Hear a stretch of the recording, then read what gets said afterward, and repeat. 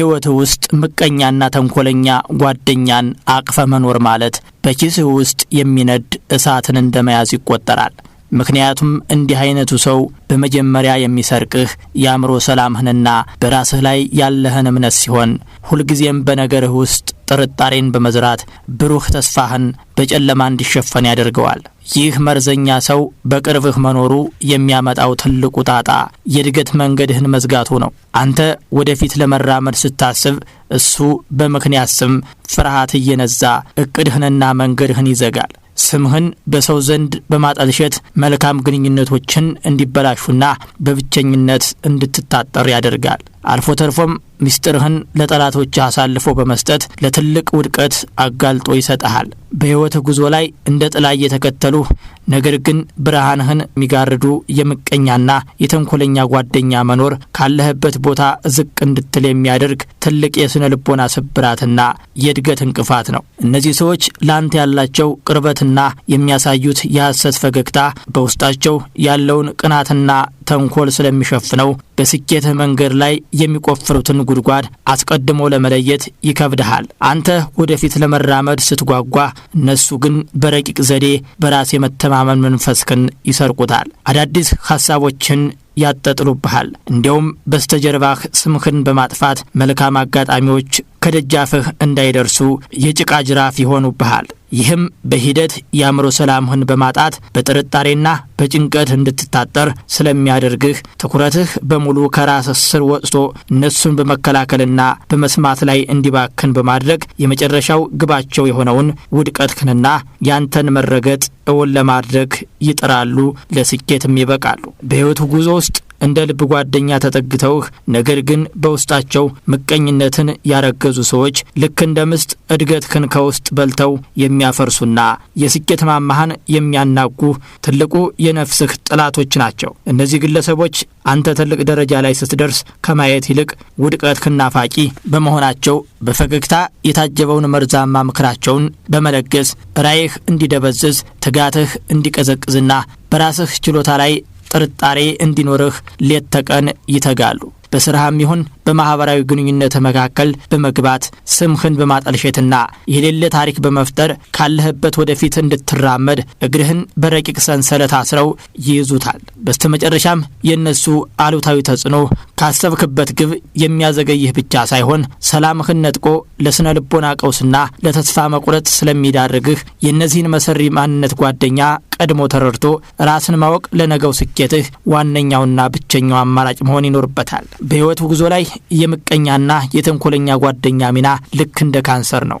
ሳይታወቅህ ቀስ በቀስ የማንነትህን ብሩህነት እየበላ ወደፊት እንድትራመድ የነፍስህን ደጆች አንድ ባንድ ይዘጋቸዋል። የህይወት ጉዞ ላይ የምቀኛና የተንኮለኛ ጓደኛ ሚና ልክ እንደ ካንሰር ነው። ሳይታወቅህ ቀስ በቀስ የማንነትህን ብሩህነት እየበላ ወደፊት እንዳትራመድ የነፍስህን እጆች አንድ ባንድ ይዘጋቸዋል። እንዲህ አይነቱ ሰው በአንደበትህ ላይ የሳቅ ድልድይ እየገነባ በልቡ ግን የውድቀትህን ገደል ይቆፍራል። አንተ የነገ ተስፋህን ሰንቀህ አዲስ የስኬት በር ለመክፈት ስትታገል እሱ በጥላቻ ቁልፍ የድልህን ደጃፍ ከውጭ ሆኖ ይቆልፈዋል። ተንኮለኛ ጓደኛ ብርሃንህን የሚጋርድ ደመና ብቻ ሳይሆን ወደ ውስጠኛው ማንነትህ የሚወስደውን በራስ የመተማመን በር ዘግቶ በጥርጣሬና በጭንቀት ጨለማ ውስጥ የሚያስርህ እስረኛ ጠባቂ ነው። በመሆኑም እነዚህ በምቀኝነት የታወሩ ጓደኞች በህይወት ላይ የሚዘጉት ትልቁ በር የሰላምህንና የእድገትህን በር ስለሆነ ከነዚህ ሰዎች መራቅ ማለት ለራስህ አዲስ የነጻነትና የታላቅ ደጅ መክፈት መሆኑን ልታስተውል ይገባል። ከዚህም በላይ በውስጥህ የሚፈጠረው ጭንቀትና መጠራጠር ለጤናህ መታወክ ምክንያት ከመሆኑም ባለፈ ካንተ ጎን ቆሞ የሚያደናቅፍህ በመሆኑ እውነተኛ እድሎችን እንድታጣና በህይወትህ መድረስ ከሚገባህ ከፍታ ላይ እንዳትደርስ የሚያደርግ ትልቅ የቤት ውስጥ ጠላትህ ነው።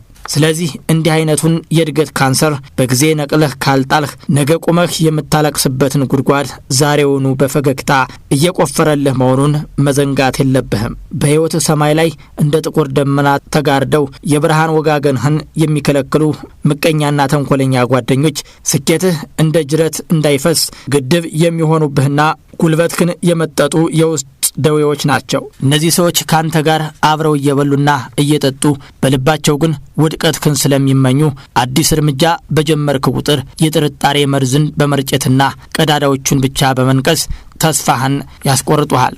እንዲሁም አንተ በሌለህበት ስምህንና ማንነትህን በማዛባት የሚረዱህን ሰዎች ካንተ እንዲርቁ በማድረግ የምቸኝነትና የውድቀት አረንቋ ውስጥ እንድትሰምጥ ይገፋፉሃል። የነሱ ክፉ ምኞትና ሴራ በቀጥታ ከመጋፈጥ ይልቅ በረቂቅ ዘዴ የሚሰነዘር በመሆኑ ሳታውቀው በውስጥህ የዝቅተኝነት ስሜት እንዲነክስና ለትልቅ ዓላማ የነበረህን መነሳሳት እንዲሞት ስለሚያደርጉት እንዲህ ካሉ መርዛማ ሰዎች ተላቀህ የራስህን መስመር ካላቀድክ እድገትህ በህልምነት ብቻ ተወስኖ ይቀራል። በሕይወቱ ጉዞ ላይ እንደ ጥላ እየተከተሉ ብርሃንህን የሚጋርዱ ድቅድቅ ጨለማ የሚሆኑ ጓደኞች አሉ። እነዚህም የምቀኝነት መንፈስ የተጠናወታቸውና በተንኮል የታጠሩ ጓደኞች ናቸው። እንዲህ አይነቱ ሰው አንተ ስትወድቅ የውስጥ ደስታውን መደበቅ የማይችል፣ ስታሳካ ደግሞ በሐሰተኛ የደስታ ፈገግታ በጀርባ የምቀኝነት መርዙን የሚረጭ ሰው ነው። ዋናው መለያውም በሌለህበት ስምህን ማጥፋትና ባገኘው አጋጣሚ ሁሉ ማንነትህን ማሳነስ ነው። ባንደበቱ ወዳጄ እያለ በልቡ ግን ውድቀትህን የሚመኝ ሁልጊዜም ካንተ የተሻለ ሆኖ ለመታየት የሚተጋና ስኬትህን እንደራሱ ሽንፈት የሚቆጥር ነው። እንዲያውም በነገርህ ላይ ደንቃራ በመሆንና በቅርብ ጓደኞች ዘንድ ጥርጣሬን በመዝራት ግንኙነቶችህ እንዲሻክሩ የሚተጋ መርዘኛ ሰላይ ነው። የዚህ አይነቱ ጓደኛ ሌላኛው ባህሪ ስሜትህን የሚጎዳ ቀልድ እየቀለደ በተጫዋችነት ሰበብ ማንነትህን የመስበር አቅም አለው።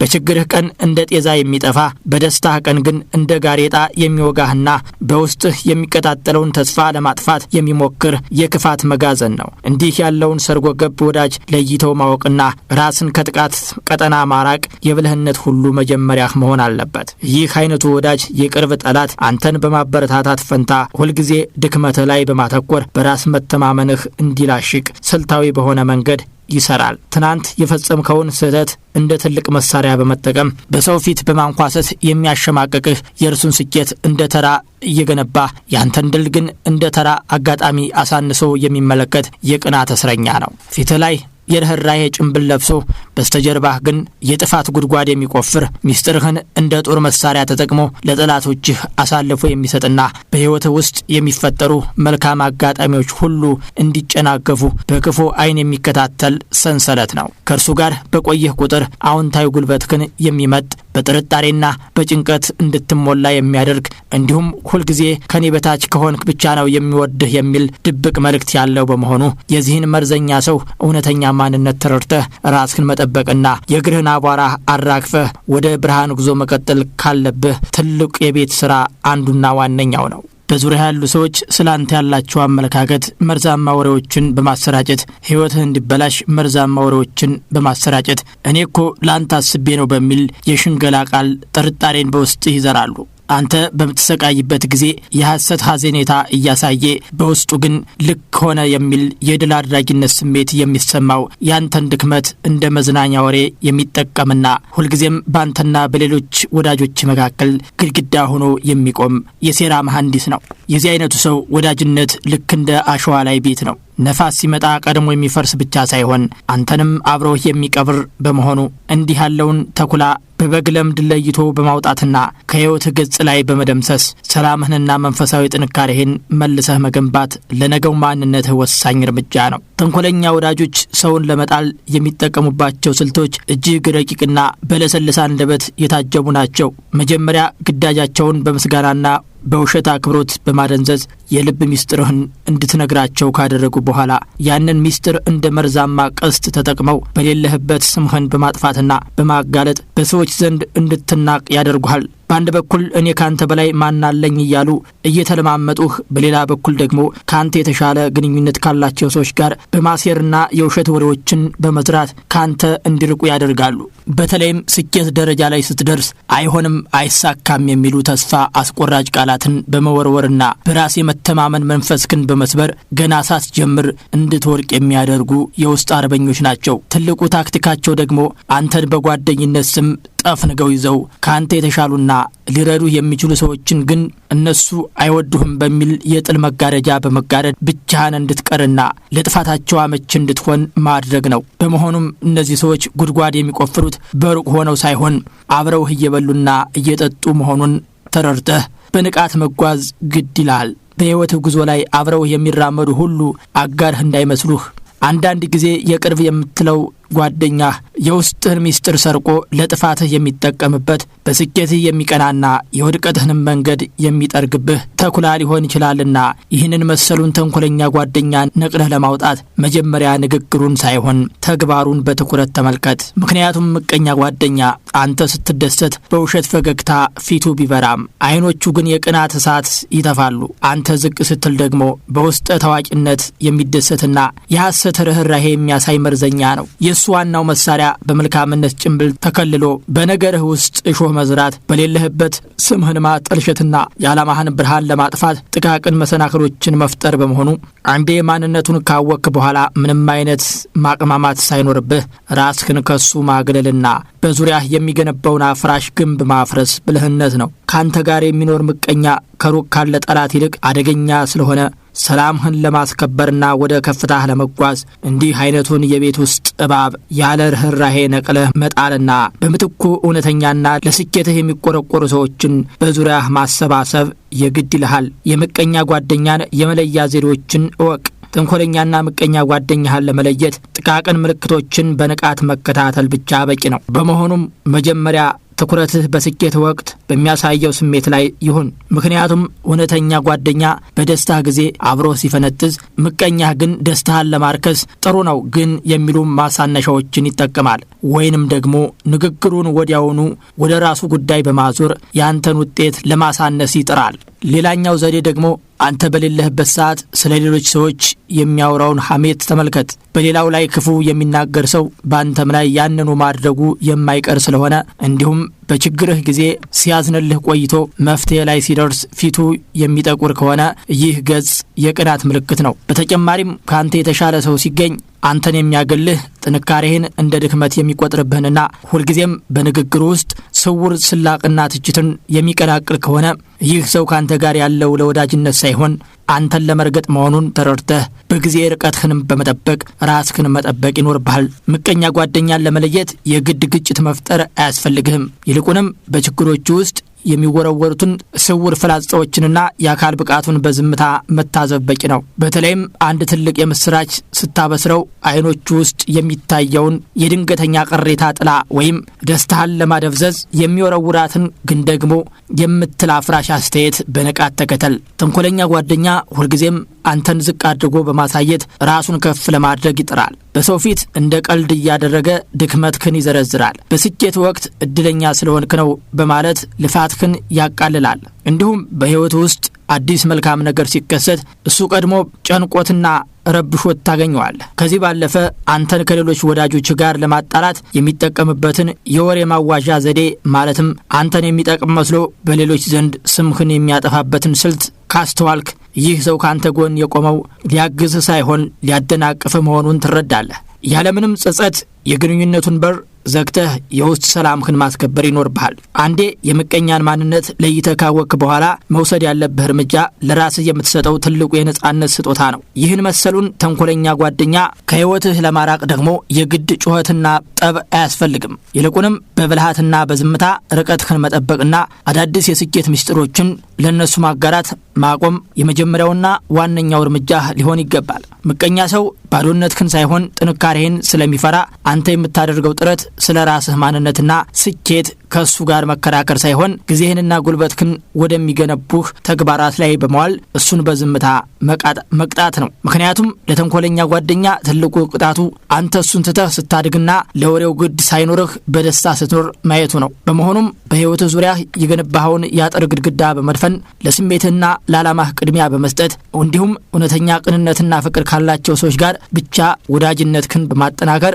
ያንተን ስም ለማጥፋትና መንፈስህን ለመስበር የሚቆፍረውን ጉድጓድ ራሱ እንዲቆፍርበት በማድረግ የድል መንገድህን በልበ ሙሉነት መቀጠል ትችላለህ። ማስተዋል ያለብህ ትልቁ እውነት ህይወትህ በመቀኞች ትችትና በተንኮለኞች ሴራ የምትቆም ሳይሆን አንተ ለራስህ በምትሰጠው ክብርና በምትወስደው የማጽዳት እርምጃ የምትቀጥል መሆኑን ነው። ስለዚህ በዙሪያ ያሉትን አረሞች ነቅለህ ለመጣል ስትነሳ በፍጹም የጥፋተኝነት ስሜት አይሰማህ። ምክንያቱም ለራስህ ሰላም ስትል የምትዘረጋው በር ለሌላ ትልቅ ስኬት መክፈቻ ይሆናል። ከምቀኛ ጓደኛ ጋር መላፋት ጉልበትህን ከማባከን ባለፈ ትርፍ ስለሌለው ክፉውን በክፉ ለመመለስ አትድከም። ይልቁንም ትልቁ በቀልህ ይበልጥ ተሳክቶልህ መገኘትና ለወሬያቸው ቦታ ሳትሰጥ በደስታ መኖር ይሁን። ምቀኛ ጓደኛህን ከህይወትህ ለማራቅ በምትወስደው እርምጃ ውስጥ ትልቁ ድል የሚጀምረው አይሆንም ማለት ስትለምድና ለራስህ የምትሰጠውን ዋጋ ከፍ ስታደርግ ነው። እንዲህ አይነቱ ሰው የሚመገበው ያንተን ደካማ ጎንና የእሱን መኖር እንደ አስፈላጊነቱ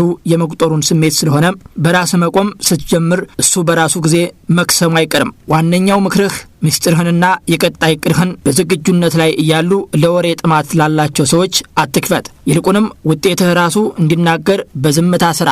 ምክንያቱም ያልተለመደ ስኬት ለምቀኛ ጥቃት ያጋልጣል። ፍሬ ያፈራ ስኬት ግን ማንም ሊገታው የማይችል ኃይል አለው። ሌላው ቢቀር በምቀኝነት ተንኮል ምክንያት በሰዎች ዘንድ ያለ ስም ቢጠለሽ እንኳ አትቆጭ። ምክንያቱም እውነተኛ ማንነትህ በጊዜ ሂደት ውስጥ መውጣቱ የማይቀር ነውና አንተ በጽናትና በቅንነት መንገድህ ላይ ብቻ ትኩረት አድርግ። ልብህን ከቂም አጽዳው፣ ነገር ግን ግንኙነቱን አትቀጥለው። ይቅርታ ማድረግ ለራስህ ሰላም ሲሆን፣ ርቀትን መጠበቅ ግን ለደህንነትህ መሆኑን ተረድተህ በዙሪያ ያሉትን ጥቂት ታማኝ ሰዎች እንደ አልማዝ ተንከባከብ። ክፉዎቹን ደግሞ ለጊዜውና ለህሌናቸው ትተህ ወደማይቀረው ከፍታ በደስታ ተጓዝ። ልብህን እንደ ገነት ጠብቃት። ተንኮለኞች መርዛቸውን እንዲረጩባት አትፍቀድላቸው። በምትኩ በታማኝነት በቅንነትና በጠንካራ ስራ የታጠረ ማንነት ይኑርህ። አስታውስ፣ ካንተ ጋር የሚጓዙ ሰዎች ጥራት እንጂ ብዛታቸው ዋጋ የለውም። በመሆኑም ጥቂት ግን ቅን የሆኑ ጓደኞችን ይዘህ የውስጥ ብርሃንህን ጠብቅና ለዓላማህ ታምነህ ጉዞህን ቀጥል። ያ ጊዜ የምቀኞችህ ተንኮል እንደ ጉንበኖ ይጠፋል። ያንተም ስም በስኬት ማማ ላይ ደምቆ ይኖራል። ለአንዴና ለመጨረሻ ጊዜ ምቀኛ ጓደኛህን ከህይወትህ አስወጣ። ብሩህ ጊዜ ተመኘውልህ።